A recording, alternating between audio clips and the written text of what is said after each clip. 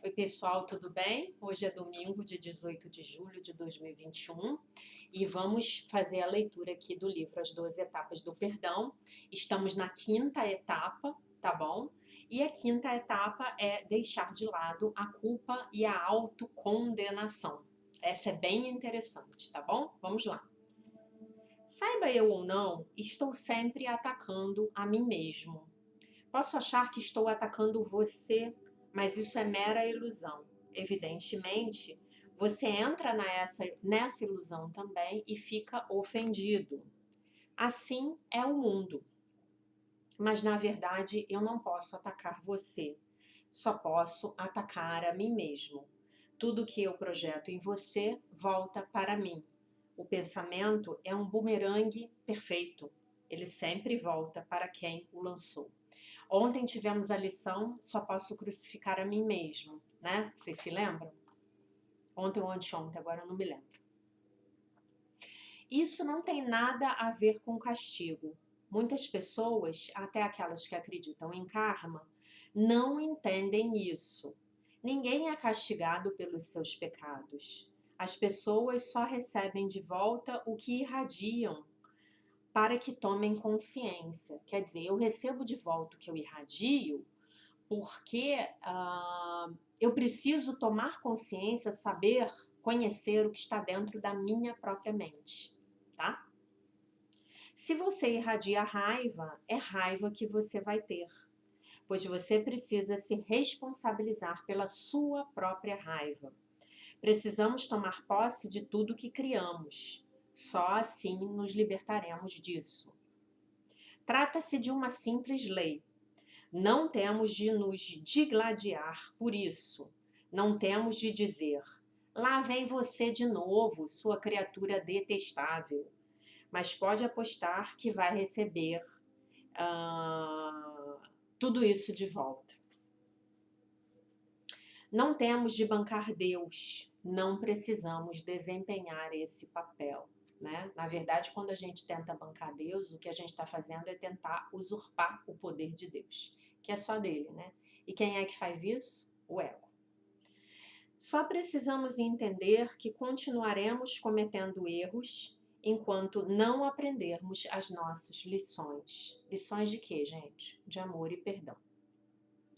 Vamos continuar projetando qualidades negativas e positivas nos outros, enquanto não estivermos dispostos a assumir essas qualidades em nós mesmos.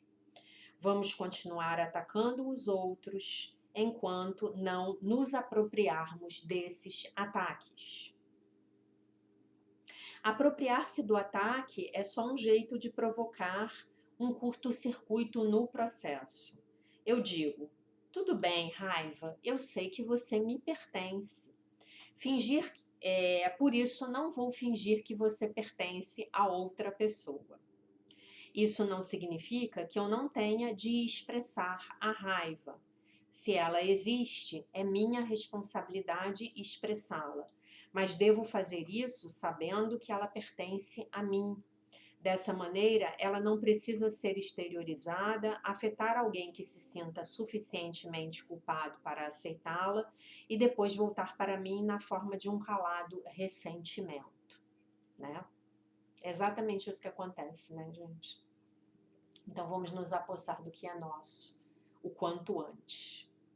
Eu assumo a responsabilidade pela raiva. Eu compreendo que não foi você, mas eu mesmo que ataquei.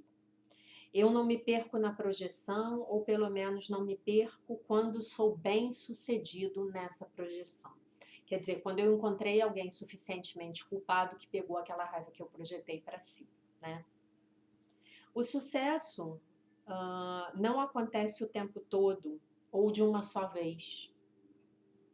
Às vezes eu ataco você e às vezes eu assumo o meu ataque. Quando ataco você, eu me sinto culpado porque acho que posso magoá-lo. Eu carrego a culpa comigo quando você ou outra pessoa me atacam. A minha culpa convida o ataque a me atingir. É tudo muito bizarro. É verdade, gente. quando eu recebo ataque dos outros, pode ter certeza que eu estou me sentindo culpada. Pode ter certeza. Observem isso na vida de vocês. Sempre que agrido você, eu me sinto péssimo. Isso faz de mim um alvo de ataques. Os estranhos com raiva acumulada sentem a vítima em potencial quando passam por ela. Até os pastores alemães podem farejá-la. Toda vez que ataco você, eu desperto a minha própria culpa. Se você não acha que isso seja verdade, leia Crime e Castigo de Dostoiévski. Neste romance, Raskolnikov tenta cometer o crime perfeito. Ele acha que se matar por uma boa razão, não se sentirá culpado, mas isso não funciona. De fato, ele não é pego, sai ileso, mas não consegue conviver com a culpa e acaba se entregando. É isso que todos nós temos de fazer, nos entregar. Assim que atacamos, precisamos nos lembrar de que estamos despertando a nossa culpa. Confessemos no ato. Nada de justificar os nossos atos. Sabemos que não se pode justificar um ataque. Então vamos simplesmente nos responsabilizar por levar a cura a nós mesmos e às outras pessoas. Cometi um erro, irmão. Ataquei você porque eu estava com medo. Pensei que tinha o direito de atacar você, mas eu estava errado. Perdoe-me. Ajude-me a me redimir. Quando eu transformo o meu ataque num pedido de amor, meus irmãos e irmãs deixam que eu me aproxime deles. E este é um gesto de reconciliação. Se eu reconheço o meu ataque e assumo a responsabilidade de corrigi-lo, eu não desperto a minha culpa. A culpa surge quando eu justifico o meu ataque e me recuso a retificá-lo. A culpa crônica nada mais é do que a recusa persistente em assumir a responsabilidade por reconhecermos o erro e aprendermos com ele. Ninguém se torna um saco de pancadas sem que haja uma causa. No entanto, a causa geralmente está escondida profundamente na psique. Todo ataque que eu desfiro contra você é um ataque contra mim mesmo. Esse ataque pode ser uma forma muito sutil de julgamento. No entanto, se ele for repetido várias vezes, isso me passa a mensagem de que sou inadequado. Não é coincidência o fato de as pessoas com baixa autoestima serem as que mais julgam os outros. Quanto mais julgamos os outros, mais julgamos a nós mesmos num nível subconsciente. Né? Então, quando a gente não tem consciência disso, a gente precisa julgar o outro para essa energia sair, né? Para essa energia se resolver de alguma forma. Eu preciso julgar o outro. E então é importante que a gente tome consciência dos nossos próprios julgamentos com a gente mesmo, para a gente poder viver e deixar o outro viver em paz a vida dele, né? O máximo possível. Todas as projeções voltam para o seu local de origem, e essa é a função da culpa. Em algum nível, ela não deixa que o nosso ataque nos deixe. Simplesmente não podemos atacar os outros sem nos sentirmos responsáveis por esse ataque, em algum nível dos nossos seres.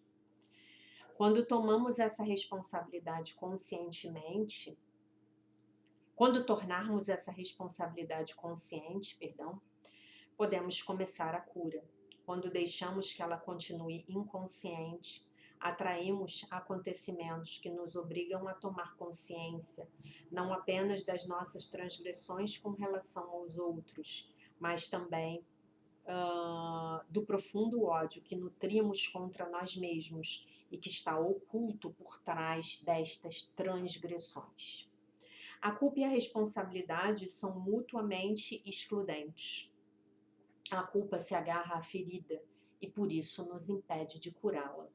A responsabilidade é o primeiro passo do processo de cura. Para deixar de lado a autocondenação e a culpa, precisamos começar a assumir a responsabilidade pelos nossos ataques contra os outros. Temos de tomar consciência das nossas projeções quando elas acontecem. Tomando consciência dos nossos ataques, vemos a causa por trás deles. Vemos os nossos medos, os nossos julgamentos e sentimentos de inadequação profundamente arraigados. Vemos o nosso profundo pedido de amor. Isso é essencial. Não podemos começar a nos perdoar até que percebamos que toda a nossa escuridão é um clamor pela luz e que toda a nossa raiva coitado do inseto morreu. E que toda a nossa raiva e a nossa mágoa são um pedido de amor. Precisamos reconhecer isso ou usaremos essa consciência para nos martirizar. Não podemos subestimar o perigo que isso representa. Se colocarmos o nosso processo de cura nas mãos do ego, ele será apenas outro processo de autoflagelação. Só o Espírito pode se encarregar da nossa cura, pois ele nos fortalece ao mesmo tempo que nos estimula a corrigir os nossos erros e a aprender com eles. Eu não sou ruim porque ataquei você, nem você é ruim porque me atacou. Os nossos ataques resultam do profundo sentimento de inadequação que existe em nós dois. Eles vêm de um lugar onde nem você nem eu nos sentimos amados. Reconhecer isso é o início do clamor pela graça. É o primeiro passo para ver, mesmo em meio à escuridão, com os olhos do amor. Enquanto eu me crucificar ou crucificar você por um erro cometido, a nossa cura não pode começar. Não é o erro que importa, é o aprendizado, o crescimento, a mudança que o erro causa na nossa maneira de ver. Quando eu vejo isso, eu aceito as minhas lições. Eu aceito as suas lições. Tenho uma base a partir da qual proceder. A reconciliação e a reconstrução começam a partir dessa base. Esse é o verdadeiro alicerce da cura, no perdão de todos os erros e na gratidão pela consciência que eles trazem. Lembre-se, a responsabilidade não vem do ego, a culpa vem. A culpa perpetua o sentimento de separação, ela mantém a ferida aberta. Lembre-se, a culpa diz, nada do que eu fizer será suficiente para eu corrigir os meus erros. A responsabilidade diz, eu abri essa ferida e agora posso fechá-la. É importante saber a diferença. Muitas ideias da nova era foram tomadas pelo nosso ego não como um instrumento para crescermos, mas para nos punirmos e para punirmos as outras pessoas. Muitas pessoas que estavam realmente doentes tiveram de ouvir sandices do tipo, você causou esta doença. Foi a sua raiva que provocou esse câncer. Você não está melhorando porque você ainda carrega essa raiva. E quanto à culpa? É só o ego tentando repetir a mesma ladainha da responsabilidade. Isso não funciona. Quando o Espírito Santo está no comando do programa de responsabilidade, ele faz tudo certo. Faz esse câncer ou faz desse câncer ou de qualquer outra coisa um ponto a partir do qual a pessoa pode crescer. Ele não mede o progresso com base em padrões externos. Ele apenas diz, existe um lugar onde a paz pode ser encontrada. Quando falamos de cura, estamos falando de deixar de lado a autocondenação e a culpa pelos erros do passado. Ela envolve responsabilidade e delicadeza. Trata-se de entregar o que não pertence a nós. É limpar a substância pegajosa que se prende à nossa pele quando continuamos a justificar os julgamentos que fazemos com relação às outras pessoas. É banhar toda a nossa alma no amor e na aceitação. E isso nos leva à sexta etapa. Bom, gente, então como é a prática de deixar de lado a culpa e a autocondenação? A primeira coisa que eu considero muito importante para dizer aqui para vocês, e eu vou falar isso a partir da minha prática com isso, né? Eu sempre fui uma pessoa extremamente culpada, extremamente. Sempre fui muito crítica, muito julgadora, né? Então esse é um ponto que eu preciso trabalhar demais, né? Provavelmente trabalharei até o dia que eu deixar esse plano físico, né? Então o que acontece? Como é deixar de lado a culpa e a autocondenação? Uma coisa que eu aprendi a falar, eu não uso mais a palavra culpado, as palavras culpado, culpado, é sua culpa, não tem mais isso no meu vocabulário. Há muitos anos, há muitos anos. Então eu falo, isso é sua responsabilidade, você é responsável por isso, eu sou responsável por aquilo, né? E, assim, é muito interessante a gente ver que quando a gente está julgando o outro, na verdade, em algum lugar a gente está julgando a gente mesmo. Que quando a gente está criticando o outro, a gente, na verdade, está criando a gente mesmo. Então você começa a tomar consciência, a ver ali na sua frente, quando você está julgando do outro, quando você começa a falar do outro, reclamar do outro, acusar o outro, você começa a ver a sua própria massa mental negativa, os seus próprios pensamentos de condenação, de julgamento, o que você tem mesmo em relação a si mesmo, que você está projetando no outro, né? Enfim, e aí, quando você faz isso, você pode se libertar, né? Você pode fazer uma lista, por exemplo, no papel, de tudo que você acha do outro. E aí depois você olha para aquela lista e pensa assim, o que que no fundo daqui eu acho de mim mesmo, de mim mesma, né? E entrega isso para o Divino Espírito Santo, diz que você não quer mais julgar, não quer mais criticar, não quer mais tomar conta da vida do outro, não quer mais dizer para o outro como o outro tem que ser, ou deveria fazer, ou deveria agir, né? Para você entrar nesse fluxo da vida, da tranquilidade, né? E sair um pouco dessa coisa do bom e mal, do certo e errado, né? Que são que constituem essa programação do ego fundamentada aí na dualidade, fundamentada no medo, na limitação, na perda, na escassez, né? No eu tenho que conseguir alguma coisa do outro, então se o outro não me dá o que eu quero, então eu vou criticar, julgar e condenar e atacar o outro, né? Mas eu acho que a chave, para eu não fugir do assunto, né? A chave dessa etapa é justamente a gente começar a ver que quando a gente está atacando o outro, a gente começa a se sentir muito mal, né? É ver a minha culpa, os meus sentimentos de culpa, a minha vergonha, o meu sentimento de inadequação, o meu sentimento de que eu sou errado, errada, de que eu não sou bom o suficiente, de que eu não presto, de que eu nunca vou conseguir as coisas que eu quero na vida, essa é a massa mental negativa do ego, que ela vai se traduzir, ela vai sair da gente de alguma forma. Ela vai sair como medo, ela vai sair como culpa propriamente dita, como vergonha, que é aquela sensação de que eu não sou bom o bastante, né? A culpa é eu fiz errado. A vergonha é eu sou errado, né? A raiva é o ataque, são essas energias de culpa e vergonha colocadas para fora sob a forma de ataque. Então vamos começar a nos apropriar disso, né?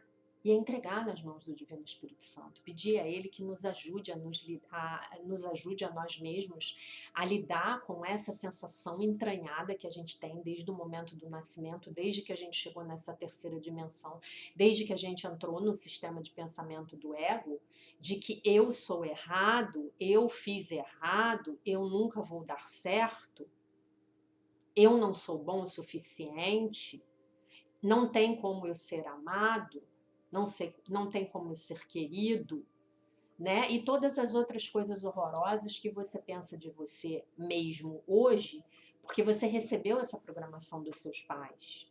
E eles não podiam ter feito diferente, porque eles tinham essa programação dentro deles, né? Essa é uma programação da nossa sociedade. A gente apareceu aqui e o aplicativo do ego já foi automaticamente instalado por cima do nosso aplicativo de fábrica, que é o do Divino Espírito Santo.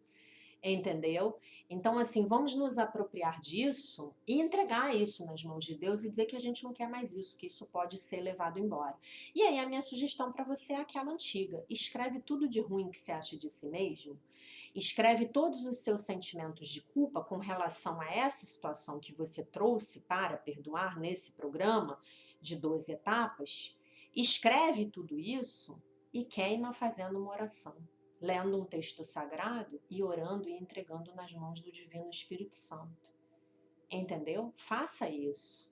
E se aproprie disso, porque você vai ver, você vai ficar surpreso ou surpresa de ver a quantidade de coisa que você projeta no outro, que você xinga o outro, que você reclama do outro, mas que na verdade são todas aquelas coisas ruins que você no fundo pensa de você mesmo.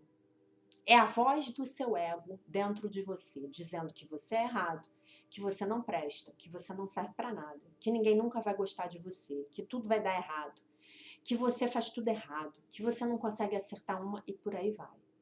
E outra coisa importantíssima, quando ouvir essa voz dentro da sua mente, dê um passo para trás. Não se identifique e observe, fale assim, ok, essa é a voz do meu ego dentro de mim. Essa é a voz do aplicativo, do sistema de pensamento do ego. Eu vou virar a chavinha aqui e vou me conectar com a voz do Divino Espírito Santo. Tá bom, meus queridos?